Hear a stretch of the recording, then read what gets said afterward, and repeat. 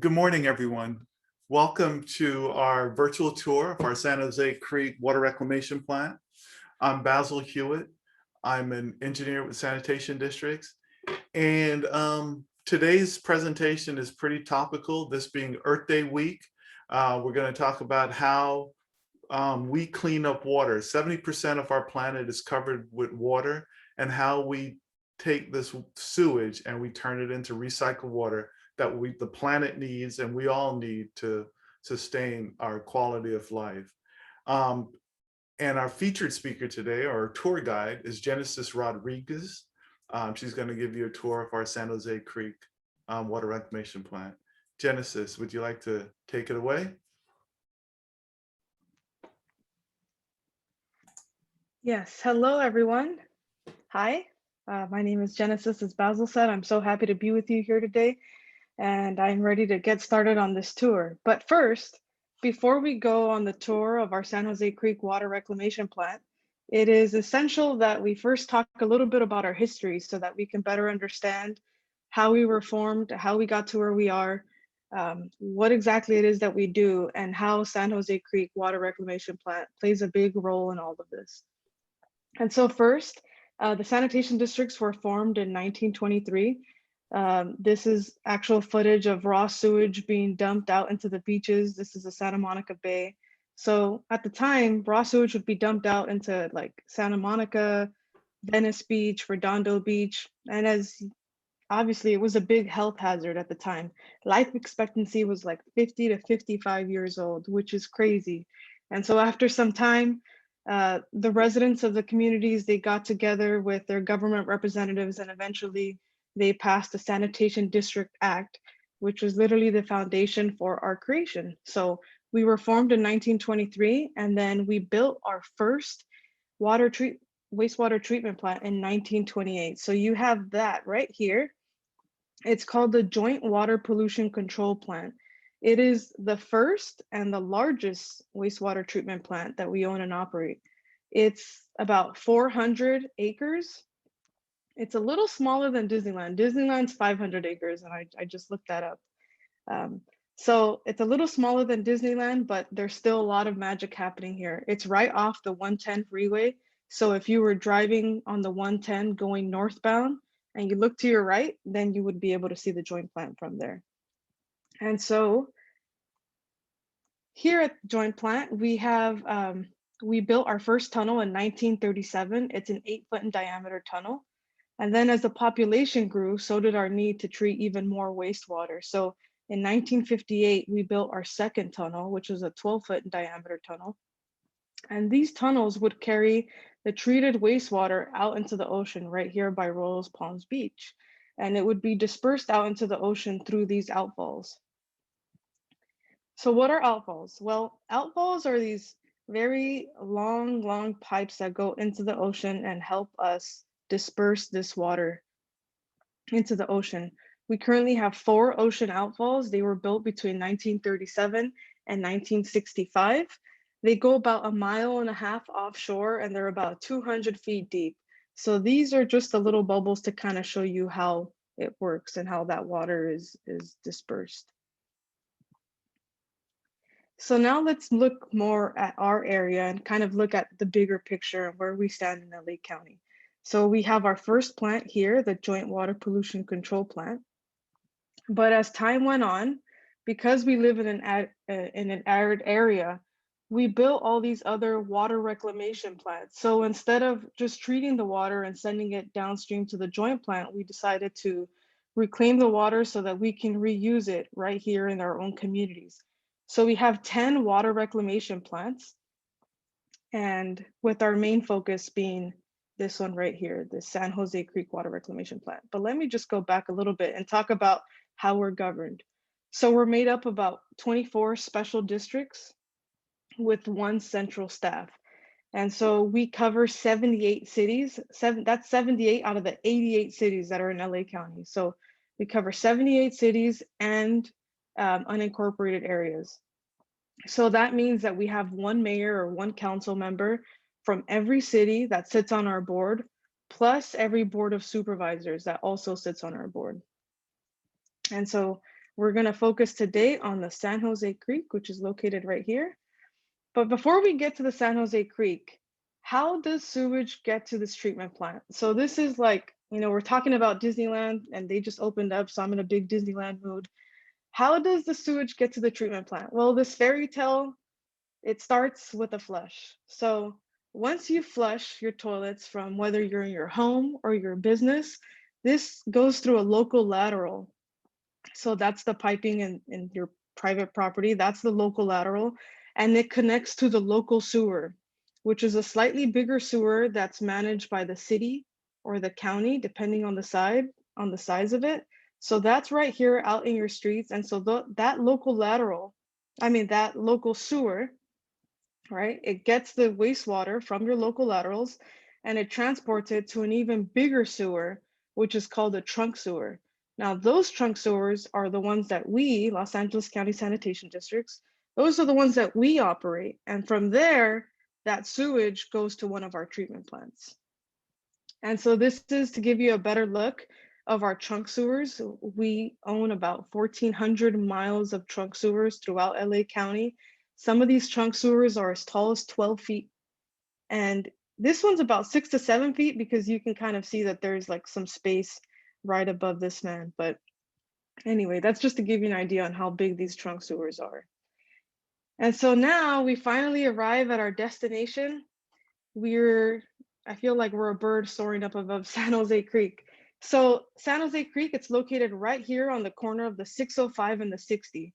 So on this side, we have the east side, which treats about 32 million gallons of water per day. And this was built in 1971. And then 20 years later, we built the west side, which treats about 28 million gallons of water per day. And just to give you an idea that I didn't exactly talk about, altogether, all these water reclamation plants, plus our wastewater treatment plant in Carson, we treat about 400 million gallons of water per day. And so while it's been a while since we've seen a cool Beyonce concert at the Rose Bowl, and we probably forgot what it looks like, but it's enough to fill the Rose Bowl about 4 to 5 times a day, which is just, I think it's very, very impressive. So here at San Jose Creek, we're treating about 60 million gallons of water per day. And so here's a closer look. Now, I just want to point out right here on the right is our administration office. And so this is kind of like you can call our headquarters for all of these other plants. And then if you were coming here on a tour today, then you would park somewhere here, and then we would all take a walk down here together. And first, we would go to this area. So this area, And like a tour, if you have questions as you go along, you can pepper Genesis with them. I will either read them, put them in the Q&A, or raise your hand, and we'll unmute you and you can ask your question. So we want to make this as interactive as possible. Back to our star. yeah. And I'll slow down if you want me to slow down. But yeah, ask away. Ask any questions you want. Like a real tour, you can ask away. So we would walk down from this area right here from the parking lot. We'd probably get a few little snacks. And then we'd walk here, and this is our plant operation area. And then right here is our entire laboratory area that's just filled with the scientists that kind of evaluate every part in this treatment process. They inspect all the water that goes out. And so they just make sure that the microorganisms are happy, that everything's going well. So right here in this whole area where the treatment plant operators are, where the scientists are, it's really what helps the magic happen. So if we were Disneyland again, this would be like what do they call the magic engineers of the place. And so I'm going to go through the 3 main steps that we take to recycle this water. And I'm going to kind of repeat them along the way and show you different perspectives on every portion. So first, we have primary. This is the primary section. And primary is just gravity doing its job. So here you have the wastewater that comes in, the water slowed down, and the heavy particles sink to the bottom, and all the lighter stuff floats at the top. The second step in this treatment process is called secondary. And just like primary is all about gravity doing its job, secondary is all about biology doing its job. So here in secondary, you have all these microorganisms that eat away at the dispensed organic material that is in the tanks. And then they too are settled out. And then we move on to tertiary. So the third step in this treatment process is tertiary. And what it really is just filtration and disinfection. And so for those of you that just love schematics. And we got our first couple of questions, Genesis. First question is, since it's wastewater, how bad is the smell at the plant? It's not, let me go back.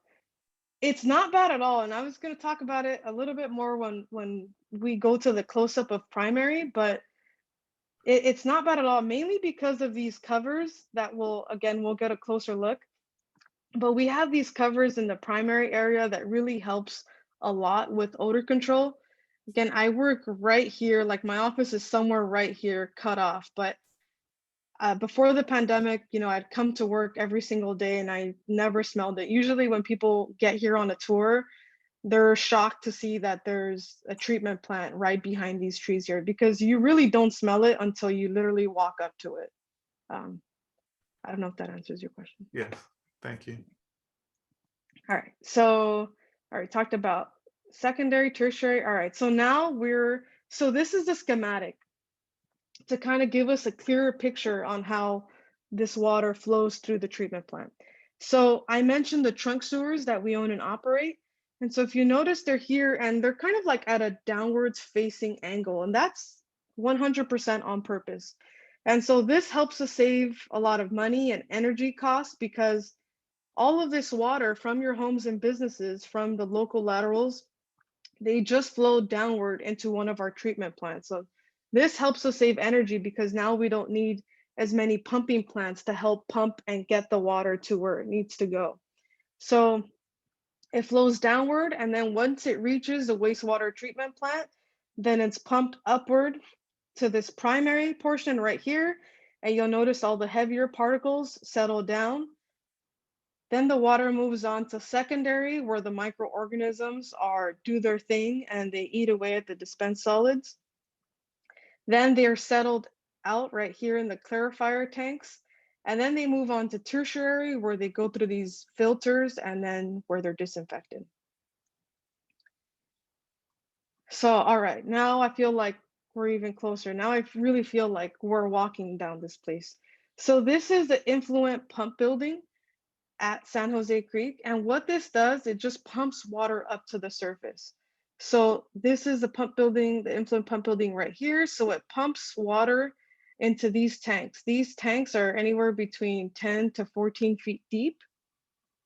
And if you'll notice, these tanks are all covered. So this is all raw wastewater, raw sewage, and in all of these covered tanks.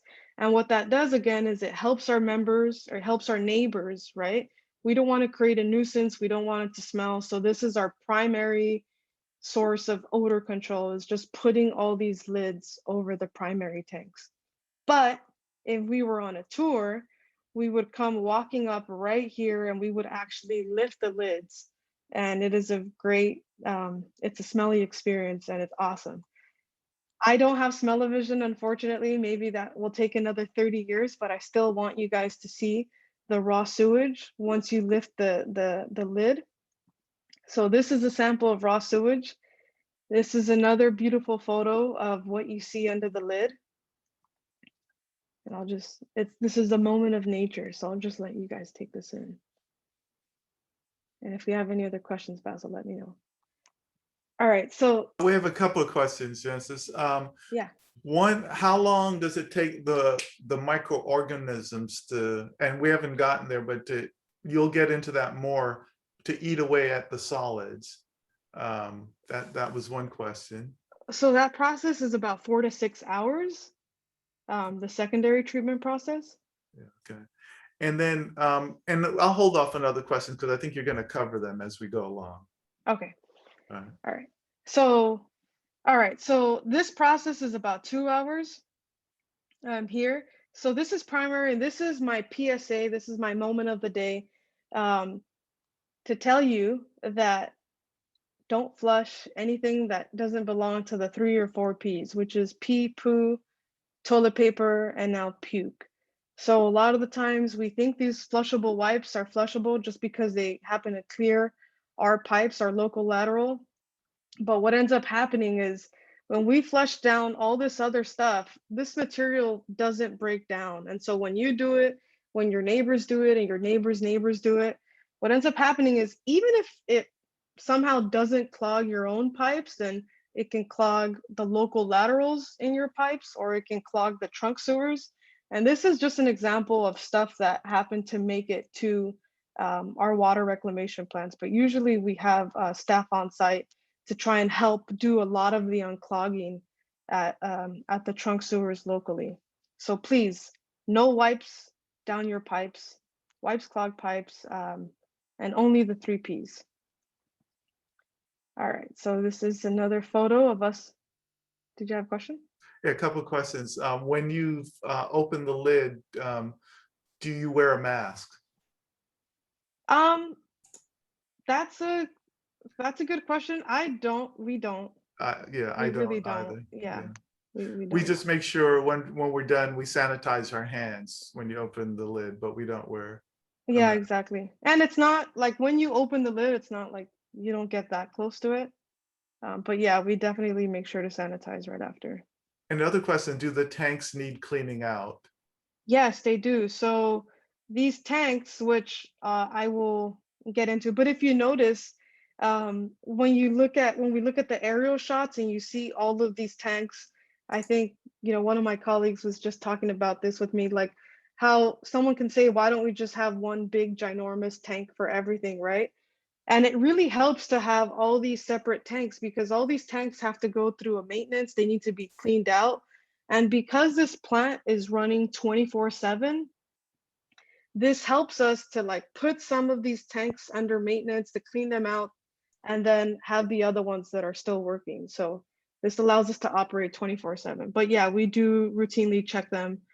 Sometimes they'll get clogged or sometimes they just need inspecting. And so we'll put them out of service for a while. And the final question that relates to this portion is what proportion of the material in the trunk line is pumped up to primary? Um, I'm not sure what proportion. Do I, you know? I mean, basically whatever comes into the front of the plant gets pumped to the surface. So pretty much everything in that sewer. There may be residue or things that settle at the bottom, but the speed of the wastewater stuff, it scours most of the stuff out, and we pump all that up to the 30 feet up to the treatment plant level.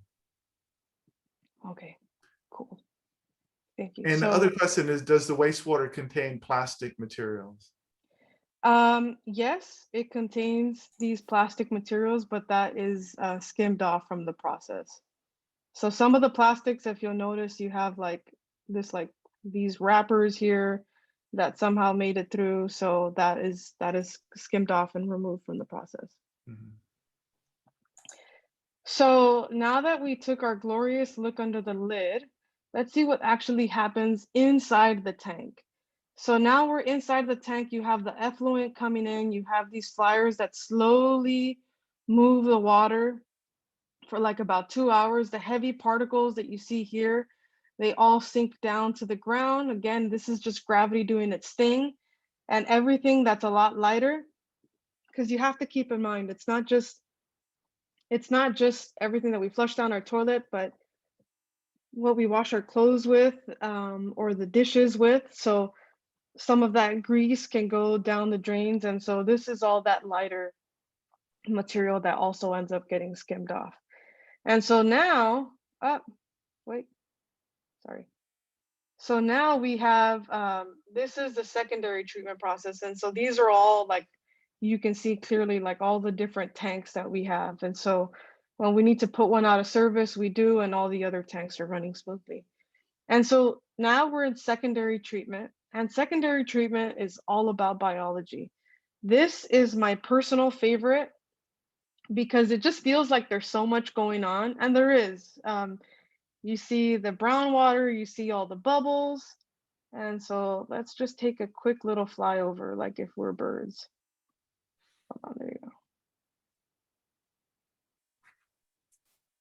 So we're flying over. And so all of this right here is secondary. And now if we go to our next slide, I'll let you guys hear that. So that's the sound that you hear when you're there. And so so right here in secondary, I mentioned that we have these microorganisms. So whatever, whatever keeps making it through, right? It didn't sink, it didn't flow. It's all this organic material that's still dispensed in the water. It moves on to secondary treatment, where we have these microorganisms that just eat away at these dispensed solids. So if you look at it, under a microscopic level, now I like comparing this to a buffet. So I started on Disney somehow, so I'm going to compare it to Goofy's Kitchen, where you get to meet the characters. But it's like this all you can eat buffet, right? You have the Mickey waffles and you have everything galore, and you can just eat everything you want. So here, the same way, you have these microorganisms and you've given them all this food, right? So these microorganisms need two things to survive. They need food and they need air. What's also really important is with this air, when we pump air into these tanks, we're also allowing for an even greater growth. We're also allowing to have even more microorganisms in these tanks because we pump this air in. So now with even more microorganisms, we need even more food. So those are our dispensed organic materials. And so here you have a sample of a tank. So at the bottom, we have these discs, these circular discs that just pump the air upwards. And then we have an actual real shot of a sample of microorganisms amongst the organic material that's in there. And then here we have a quick video of some of our lab staff that evaluates and specs all the microorganisms and just make sure that they're happy, they're thriving, and they're living their best life in their buffet. So once those microorganisms, just like how we get full at a buffet, at the end of the day, we've met the characters and now our pants feel a little tighter. These microorganisms also get kind of fatter, right? So these microorganisms start to get really, really big. And as we move on to the second part of the secondary phase, these microorganisms are then clumped together, then they get heavy, that then they too are settled out. And so this is the secondary effluent, and you can see they are skimmed off with the wears here on the side. And this is where the microorganisms settle out. And you can see here that the water is just a lot cleaner than how we left it. But before we move on to tertiary, did we have any questions? Yes, we have a slew of questions. One question, what chemicals are used in the process? Oh, okay. So we talk about that a little later, but we do use hypochlorite at the end for disinfection, and ammonia Yeah. are some of the chemicals that I can think at the top of my head. And then bisulfite to help dechlorinate later. And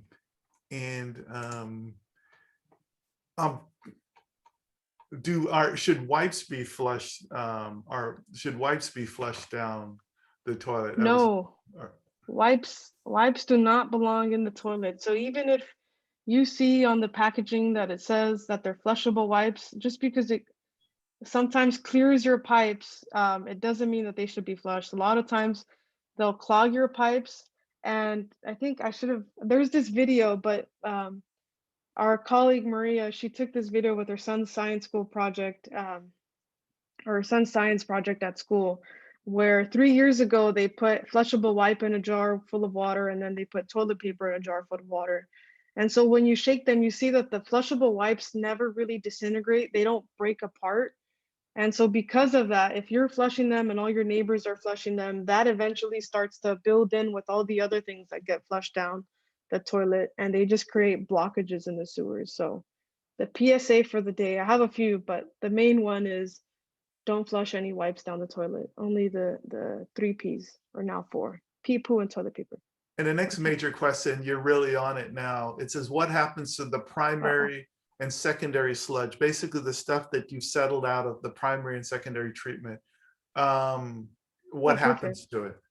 So should Yeah, I go through answer. it? You can Okay. continue your presentation and Okay. answer that question. Okay, perfect. So awesome question. And yeah, so before I get into what we do at tertiary, so all of those solids that we left off in primary and the secondary stages, everything that sunk to the bottom, everything that we removed, it's all managed in one central location. So all these local water reclamation plants that you see here, La Cañada, we have San Jose Creek, we have Pomona, all of these, we all send our solids with some sewage, we all send it downstream, down here to the Joint Water Pollution Control Plant right here in Carson. So this is like our Mickey Mouse, really. This is the main character of the story just because it does so much. So we send our solids down here to the Joint Water Pollution Control Plant. And here it ends up at one of these 24 digesters in the plant. And so in these digesters, we have another set of microorganisms that feed off of the solids. So here they're kept at about 96 degrees Fahrenheit for about 12 to 18 days. And so here they eat away, they keep doing their thing. And when they break down this organic material, they produce methane and carbon dioxide. And I'll talk a little bit about that. But first, I just want to show you how tall these anaerobic digesters are.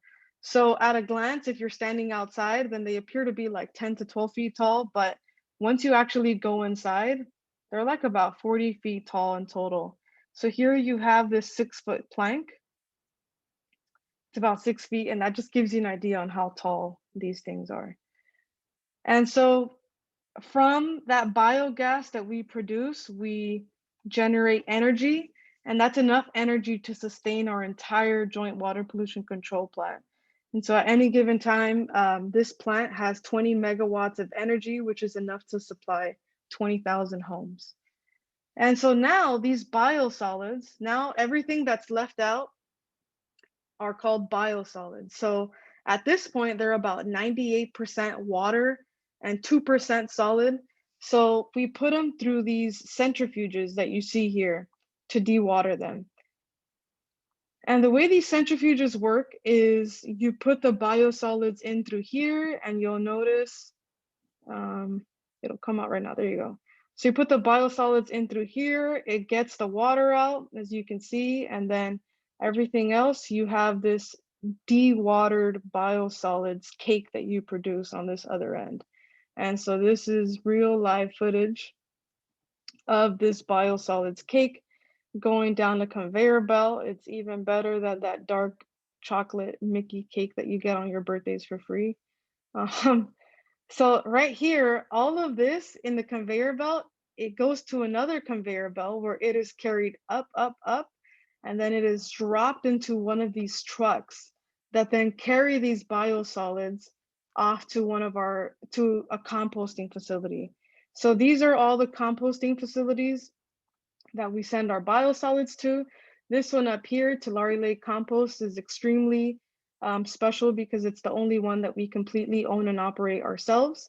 And so we like to diversify. We don't want to keep all of our eggs in one basket, as Basil likes to say. And so we have a few of these composting facilities that we work with. So here at these composting facilities, these biosolids are mixed with agricultural waste, and then they produce this really cool compost that serves as a soil amendment for anyone that wants it. So now we're going to move on to tertiary treatment. This is the third and final step of this wastewater recycling process. And so here, at tertiary, the water then is filtered and disinfected. So this is a close-up of a filter. There's a water that comes in, and then all the way here down at the bottom, you can see the first level, which is anthracite coal. This is the part of a schematic. So you have the water, and while it's a lot cleaner, just to show you the difference. So the water that's, quote unquote dirty, right? That can still has room for improvement. It goes through these filters. So first it's anthracite coal.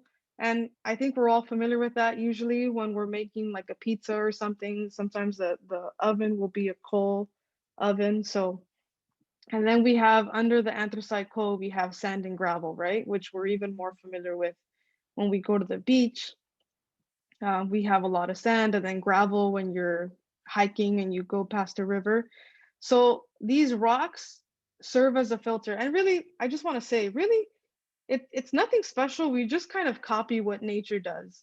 You know, rivers also purify the water. Like when a bear goes in the woods, these rivers also purify water, but for the rivers, it takes about 2 weeks to help clean. We just speed up the process, but really we're just copying Mother Nature. So once it goes through these filters, we disinfect it. And so here we have, I mean, we saw a lot worse than this, but this is, you know, to give us an idea of the raw wastewater that we get at the beginning, and then what we convert it into in about 10 to 14 hours. So yeah, you have this beautiful clean water. And so where does this clean water go? What do we do with this clean water? So about half of the clean water that we produce here at San Jose Creek, it's used for groundwater recharge. So this is a drone shot of our Rio Hondo spreading grounds. It's right off the 605 freeway. And so this water right here, you'll see a land of water when you're down in the freeway, and this will just percolate into the ground and later be collected by other agencies. So altogether, we've recycled about 1 trillion gallons of water since 1962, and we have over 950 reuse sites. So it's not just groundwater that we recharge. We also use this recycled water for agriculture. We use it for industry. So sometimes you have a lot of these companies that depend on large amounts of water for their operations. And so they'll get some of our recycled water. We have landscaping. So when you see like a cemetery, those beautiful golf courses, really anytime that you go to your, when you're driving around in your city, and specifically in LA County, if you see purple pipes anywhere, that more than likely means that they're getting their water from us. They're getting recycled water from one of our treatment plants. And so the other thing that I'm going to get into is environmental. And we're just about to the end of our story. So the other thing we do with our recycled water, our treated water, is we discharge out into the creek right here. This is the San Jose Creek. This is where the water reclamation plant gets its name from. So by discharging out into this creek, we support the local habitat. And this is another photo. And speaking of habitat, Um, before I end this off, it is Earth Day this week, and we're so glad you can make it here for Earth Week. This is a photo of our restored Bixby marshland. And so this is just a sample. This actually helps us manage stormwater. So this captures all the stormwater and also helps purify it. That water also percolates. And so just make every day Earth Day. There are so many things that we can do. Primarily, we talked about all the things that don't belong down our toilets. One of those main things being any type of drugs. What other ones did we have? Properly disposing of everything. So hazardous waste, all of that stuff, a lot of it's too toxic to trash. So the sanitation districts actually host free local roundups throughout LA County. You can go to lacsd.org/HHW to find a local free event near you. A free event near you where you can dispose of any of your electronics, any of your fluorescent light tubes, whether it's paint, all your pharmaceuticals, your sharps, to encourage people to properly dispose of them. We have these events, so please go check it out, lacsd.org/HHW. Another habit that you can incorporate into your daily life, putting plastics in their appropriate bins to ensure that it has a better chance of making it to a materials recovery facility and being recycled. Our latest venture that we're getting into is food waste recycling. So recently, the state of California passed SB 1383, which encourages or it mandates cities to divert this food waste from landfills, because generally what happens is landfill, I mean, when improperly managed, this food waste generates a lot of methane, which can be harmful for the environment. So the cities are now coming up with plans to help encourage residents to um, recycle their food waste or to appropriately dispose of it. They're going to be coming up with their own program. So we encourage you What to kind of either tires? one, huh? Oh, sorry. Oh, so encourage you to either one, produce less food waste, or two, if your city has this food waste program already, put your food waste in the appropriate bin or the appropriate bag as directed. And before I conclude today's tour, we do have a tour going on next Saturday at 8 a.m. on Zoom. You can visit lacsd.org/Bixby for more information. So we'll be live at this site, touring Bixby and talking about how it benefits our environment. And so with that, I will open it up to all the other questions that we Yeah, have. you got a lot of questions, Genesis. So I'll go through the questions in sequence. First one, how do droughts and water conservation efforts affect operations? If you want, And so what, oh, um, so that really, oh, your videos, okay. okay, sorry. Um, so that really helps. Well, what it really does is it just increases the demand for recycled water. And so currently, what was the question again? Yeah, so how does drought, and so what we've seen is that the flows have been, so when 20 years ago, the typical person in LA County would generate about 100 gallons of wastewater a day. Now that number is between 80 and 60 gallons per day. So we're seeing our flows slowly go down at our treatment plant. You know, the strength of the sewage, the nasty stuff of the sewage is still there and probably greater, but there's just less water bringing that waste to the treatment plant. So it makes our operations a little bit more difficult, but our flows overall are flatlined or gone down, but we're still operating. So. Okay, and hold on. While we go on to the next questions, I just want to launch a poll before you leave us. If you can please just fill out this very, very quick survey. We appreciate your feedback. So if you have any additional feedback, please, please, please send it our way. We're always looking for ways to improve these tours. All right, And so we so, have, go ahead, sorry. oh, I'll move on to the Yeah, other so let me go question. through the question. So what is the annual budgetary cost to operate and maintain this facility? Well, and I could take that one as well. On our for our wastewater operations, our annual O&M cost is about 270 million gallons per day, and we're treating about 400 million gallons per day of wastewater. So you can get a feel for what that means. And then other question is, what happens to the fluid above the settled solid? I think you touched upon that. The fluids from the wastewater from primary goes into secondary, where the microorganisms handle that. And then next question is, how does the sludge-rich residue continue down to the next plant, to the joint plant? I think you touched on that, but if you want to clarify, how do we get the sludge from San Jose Creek to Carson? How do we So convey it? that goes through these pipes. It's mixed in with a little bit of sewage to help kind of keep moving it forward, and then it flows downstream to our plant in Carson, where it is taken care of.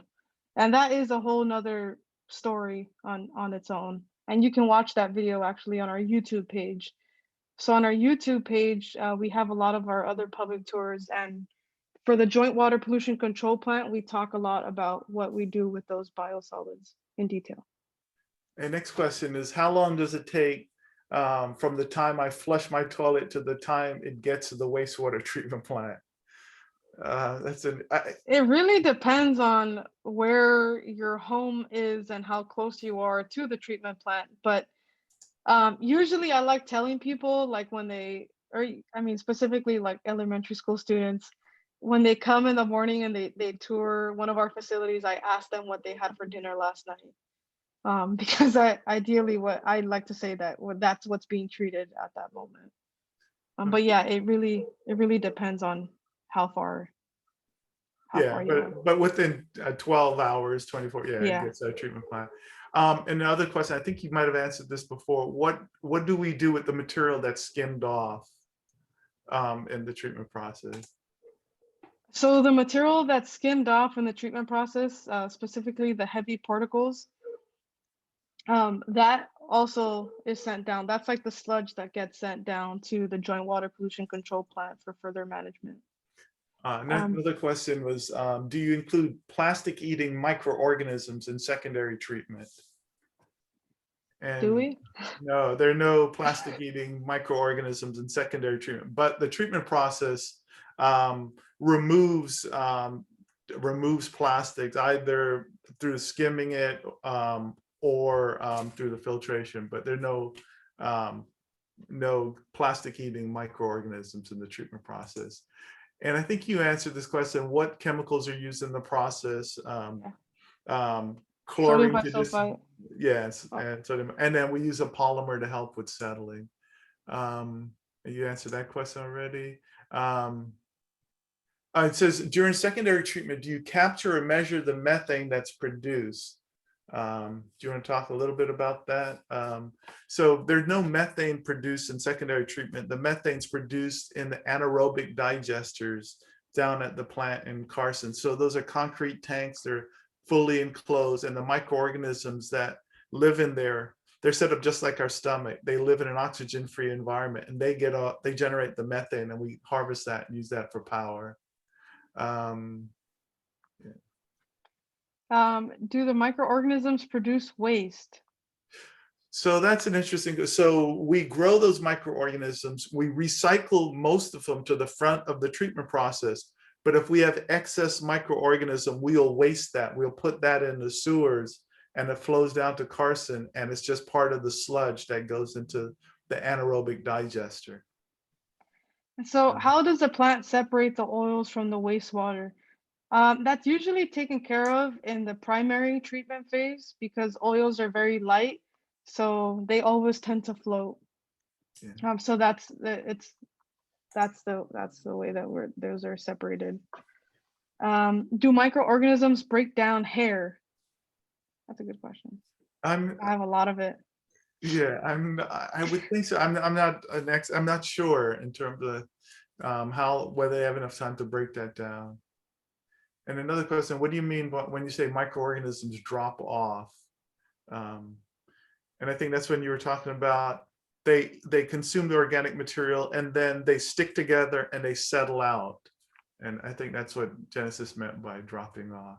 Yeah, they settle out, and usually we reuse them, right? We put them back into the beginning of the process to, go into another buffet and do their thing again, or they get sent down to the joint plant to go do their job down at the digesters. Um, are there any plans to implement preliminary treatment like screens and grit removal? So at San Jose Creek, at the joint plant in Carson, we have screens and grit removal, but at San Jose Creek, we don't have those types of pre-screening type mechanism, if I recall correctly.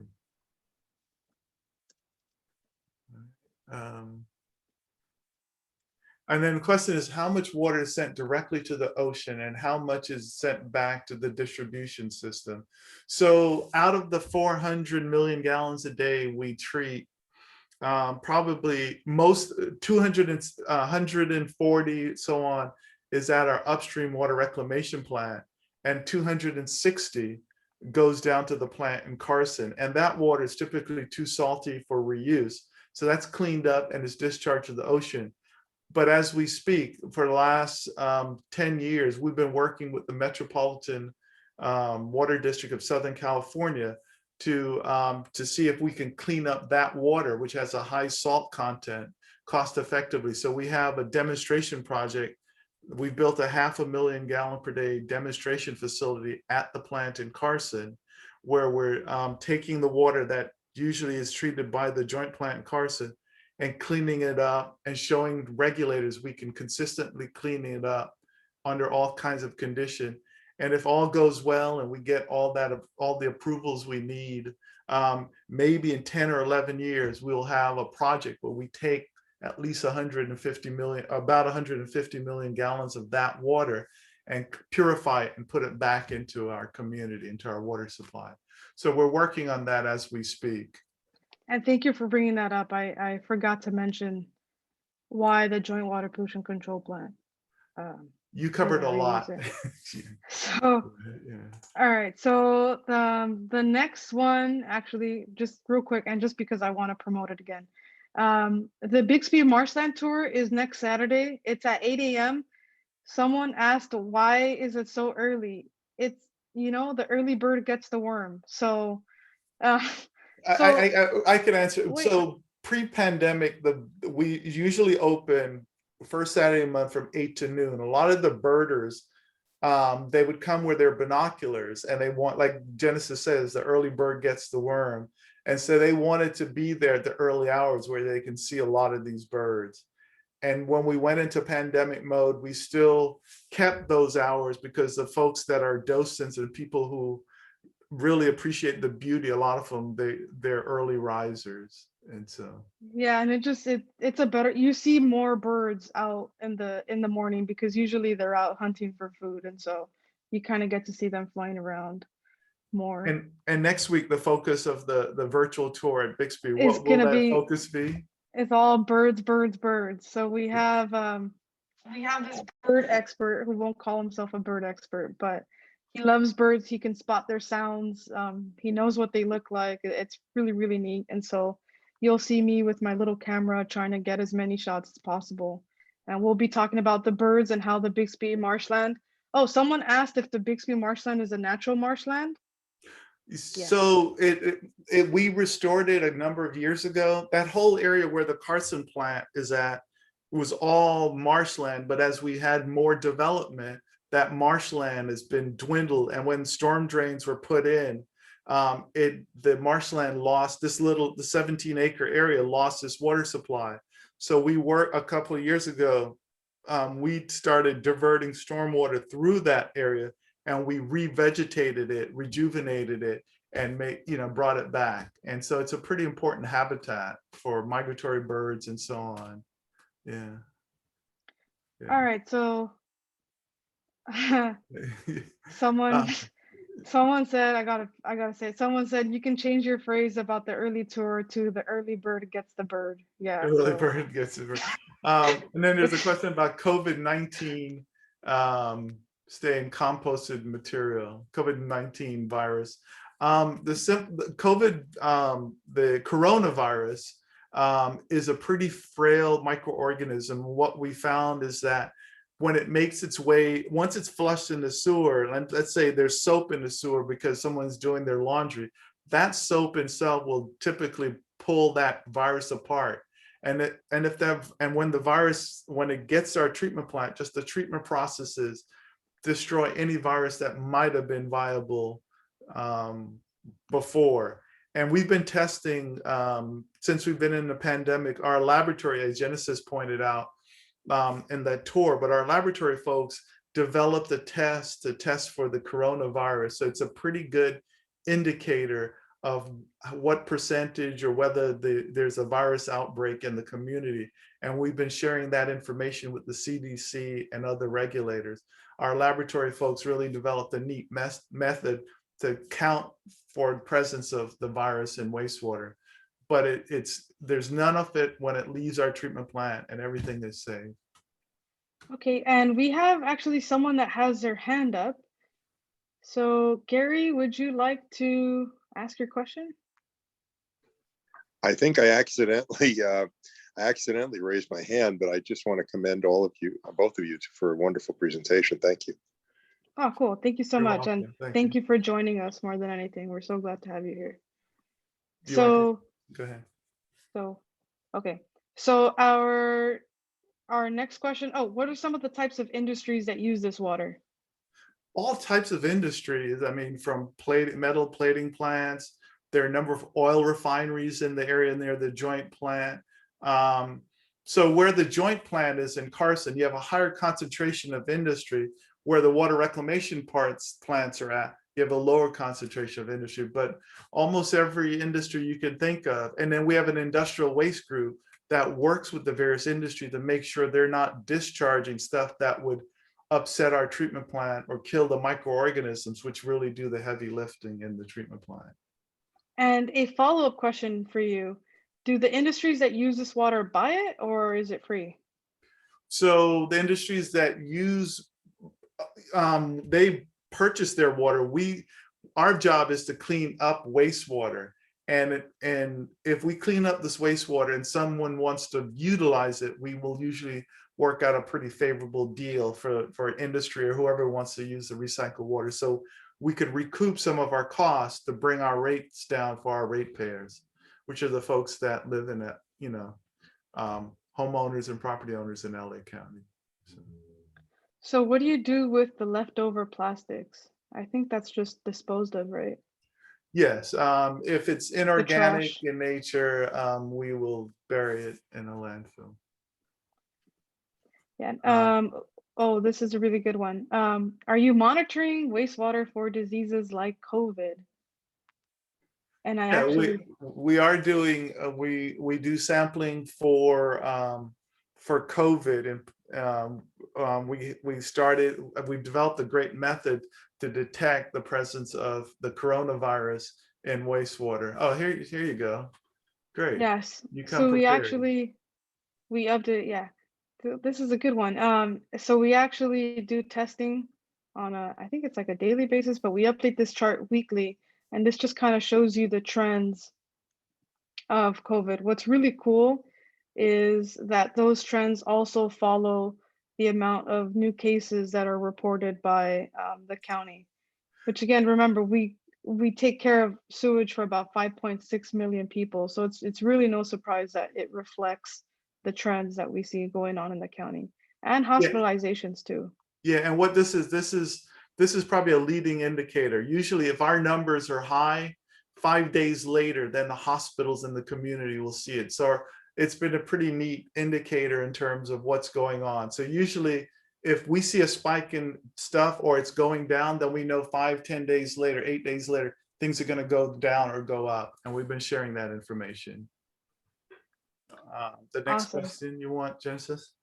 Thank you for your question. All right, are they digesting microorganisms inherent in the sewage or are they added? You want to take that, or It's you a want me? little bit of it's a little bit of both, right? Yeah, I So go for it. yeah, so some of those microorganisms are already present in the sewage, and then a lot of times, well, sometimes they're also added. So once they're done with their job at the end of secondary, we take some of those microorganisms and we put them back to the beginning of the process to kind of help do it all over again. And if you're going to start a treatment plant from scratch, like Genesis said, you could either have the sewage come in and you have microorganisms, but then you'd have to grow the population. Or what we do a lot of times, since we have other treatment plant, we will seed it with a cross section of microorganisms from one other treatment plant. And that gets us the right mix of, in terms of different microorganisms, quicker than growing the population. Yeah. And this is another reminder, if you haven't done so already, please fill out the poll. And please, if you have any additional feedback or anything you'd like to see, feel free to send us an email, which I will put in the chat. All right, All and right. next question is recycled water used for landscaping, safe to drink? The water, I mean, the California law says that the water shouldn't be drink, but chemically it's essentially drinking water. But the California law says, you shouldn't drink it. It's definitely cleaner than what more than like half the world has to drink. Yeah. Um, All right. Does sink water go to the same place? Yes. Sink yes. water, toilet water, anything that from your home is wastewater. Does the final water that is filtered contain a lot of salt from our diets? Yeah, I mean, anytime a human uses water, one of the things that's the truism about water, anytime humans use water, we add salts to the wastewater. So from human use, we add salts to it. And then we have to just clean it out, or at some point that salt buildup on land could create a problem. Does any of this reclaimed water go back into the drinking water supply? Yes, so when Genesis showed you the spreading grounds at Rio Hondo, since 1962, that water has been percolating through the ground, and then people have been pulling it out of wells downstream, down gradient. What happens at the Pomona plant? Or what steps happen at the Pomona plant? It's the same primary, secondary, and tertiary treatment process as you see at San Jose Creek. All right, so the next question is, how does the facility handle heavy rain and flooding? So the treatment plants are built what they call wet weather peak. So this treatment plant has a design capacity. It can handle on average, I don't know, between like 90 to 100 million gallons per day. But if it's designed to handle, if there's a heavy rain event, it can handle about twice as much as that. So it can handle as much as 200 million gallons per day during a heavy rain event. So they're designed to handle daily peaks and wet weather peaks. And so this next one, does water that goes down the gutter get treated, or do you only clean wastewater that goes down the drain? So the water that goes down the gutter, that ends up in the storm drains? Yeah, but one of the things that's happened recently is that a number of years ago, the law that Genesis mentioned that created us was amended to allow us to help cities deal with stormwater issues, because stormwater, as Genesis described, can also pollute our environment if it gets down to the ocean. So we're working with cities where we can take stormwater, some stormwater, and especially since our flows have been stabilized or going down because of conservation, and take some of it and put it through our treatment plant and clean it up. So we have a number of projects like that, but we're actively working with cities who are trying to figure out ways of cleaning up stormwater to do that. Hopefully that answered the question. Yeah, you answered 2 questions with that, actually. Okay, all right, go ahead. Are there heavy metals in any of your final products? I don't think we have much heavy metals in here, because I think the laws were changed a number of years ago. So we have industrial waste inspectors that if someone's discharging heavy metals, they do some type of pre-treatment before it gets to our wastewater.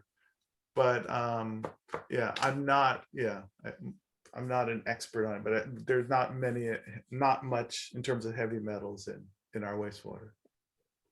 So next question, is there anything we can do to help support other than the 4 Ps? And when you go to, general, those are the main things, like the 4 Ps only. So no flushable wipes, no drugs down the drain. There are even more ways to help support our environment as a whole. If you go to lacsd.org/Earth Day, it's about properly disposing of plastics. My favorite, which is properly disposing of your household hazardous and electronic waste, which you can go to lacsd.org/HHW to find a local event near you. And those are easy. You just drive through in less than 10 minutes. It's quicker than a McDonald's drive-through sometimes. Yeah. Oh, what are the qualifications needed to work there? Yeah, okay. We have 1,600 employees. We have engineers, we have public affairs specialists, we have accountants, we have secretaries, we have heavy equipment operator.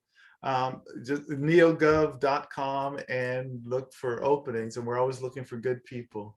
Yeah, and it really depends on, what exact field you're interested in with the qualifications, but if you want to help make an impact on the environment, then this is definitely the place for you. Yeah, we have chemists, we have biologists, we have it takes a whole team to make this magic happen. Yeah. So neogov or governmentjobs.com, governmentjobs.com, and you can find it when you type in Los Angeles County Sanitation Districts. Does the high sun affect this recycling process of the plant? High sun heat? No, I mean, it doesn't affect the processes in the treatment plant.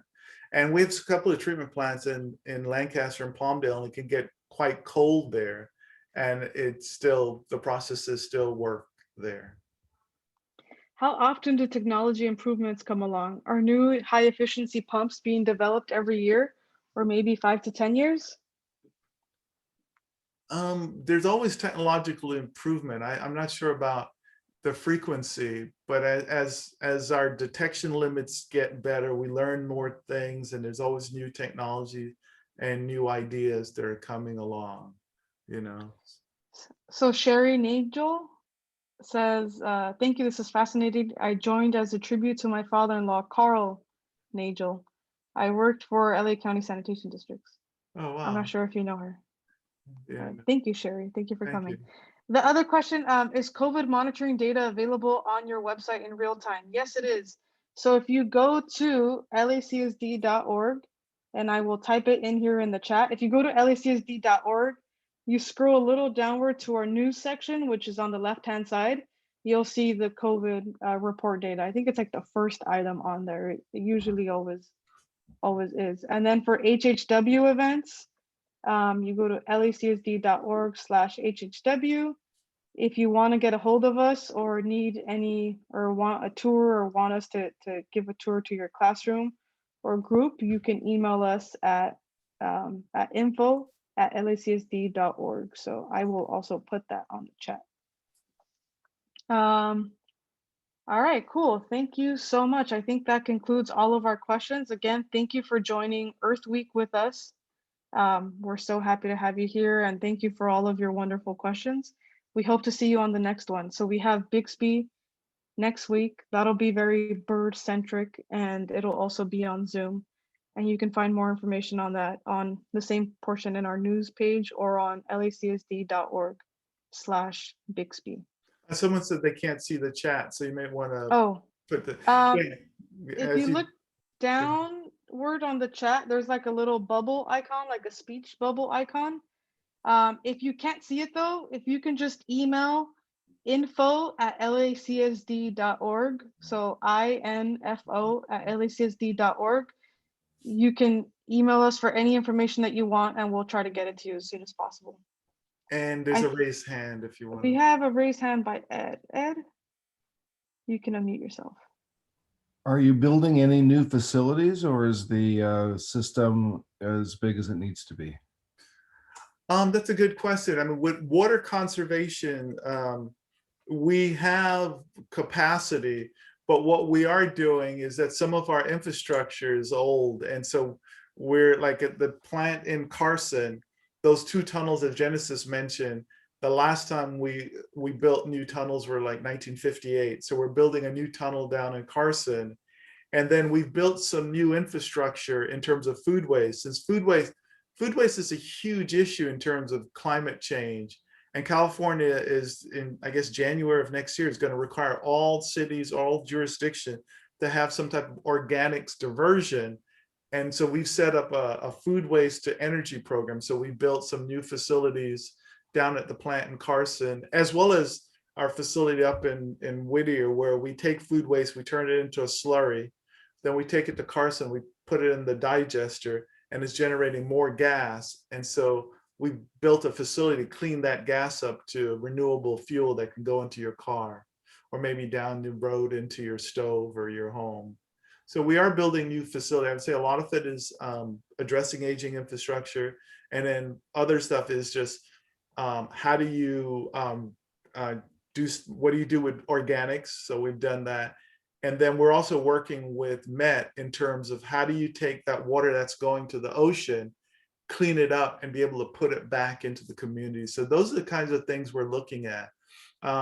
As you see behind me, our mantra right now is converting waste into resources. You know, we have one planet, one finite planet, and we have to just, you know, everything we consume, we have to think about how do we turn it into a resource, not a waste. So those are the types of things we're building. Basil says he'll get that tattooed on him one day. Yes, one day, converting waste into resources. Hopefully that Well, answers your question. thank you again. Thank you so much for coming. This video will be posted on our YouTube channel. I'll put that on the chat too. So it's youtube.com/Los Angeles County Sanitation Districts. And there you'll find this tour and all these other tours on there as well. So there you go. Thank you again for coming and have a good day. Yeah, thank you. And like Genesis says, make every day Earth Day. All right. All right. Bye, Have a folks. good one. Bye.